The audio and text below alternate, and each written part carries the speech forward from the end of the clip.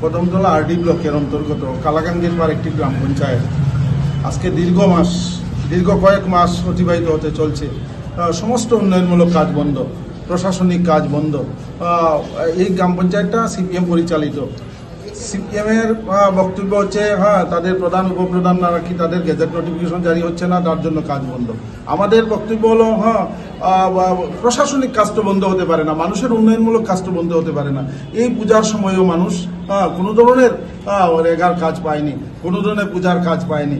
এই অচল অবস্থার প্রতিবাদে আমরা ডিএমের সঙ্গে দেখা করে আজকে একটা প্রতিলিপি দিয়েছি। আমরা একটা সময় বেঁধে দিয়েছি, যদি দীপাবলির পরে যদি এই কালাকান্দির পাড়ের উন্নয়নমূলক কাজ শুরু না হয়, আমরা একেবারে স্পষ্ট ভাষায় আমাদের প্রতিলিপিতে আমরা দিয়েছি, আমরা আসাম আগরতলা রাস্তা অবরোধে আমরা যেতে বাধ্য হব। কারণ মানুষের স্বার্থে তো পিছু ওঠার কোনো কারণ হতে পারে না। এইভাবে সিপিএম বিজেপির উপর দোষারোপ করছে, বিজেপি সিপিএমকে দোষারোপ করছে। তাদের এই দোষারোপের খেলার মধ্যে সাধারণ মানুষ একেবারে নিঃশ্বাস হয়ে যাচ্ছে। সাধারণ মানুষের উন্নয়নমূলক কাজ বন্ধ হয়ে আছে, আর কপি পাচ্ছে না, জন্ম মৃত্যুর সার্টিফিকেট পাচ্ছে না এই গাঁওসভায়।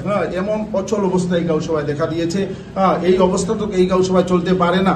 তাই আমরা আজকে 54 কদমতলা কর্তৃ ব্লক কংগ্রেসের সভাপতি মানিকলাল দাস, প্রাক্তন সভাপতি নির্মলেন্দু চক্রবর্তী, আমাদের মন্ডলের সভাপতি আলতাফ হোসেন, মন্ডল কংগ্রেসের ইনচার্জ হোসেন, মাইনরিটি কংগ্রেসের চেয়ারম্যান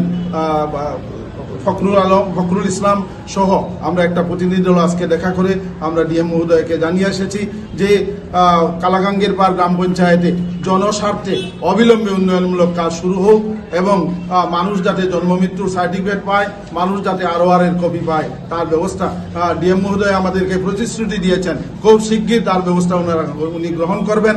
আমরা এই মুহূর্তে SDM মহোদয়ের সঙ্গে আমরা দেখা করে যাব। ডিপিও মহোদয়কে সাথে দেখা করতে গিয়েছিলাম, উনি শুনেছি যুবরাজনগর চলে গেছেন, উনাকে আমরা কপি দিয়েছি। SDM মহোদয়কে আমরা কপি দেব এবং কদমতলার আরডি ব্লকের বিডিও মহোদয়কে আমরা কপি দেব।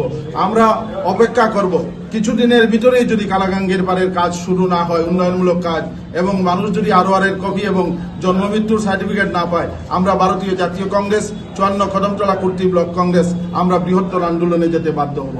ধন্যবাদ সবাই। আপনার নামটা? আমার নাম আব্দুল বাসির চৌধুরী, আমি ত্রিপুরা প্রদেশ কংগ্রেসের সাধারণ সম্পাদক।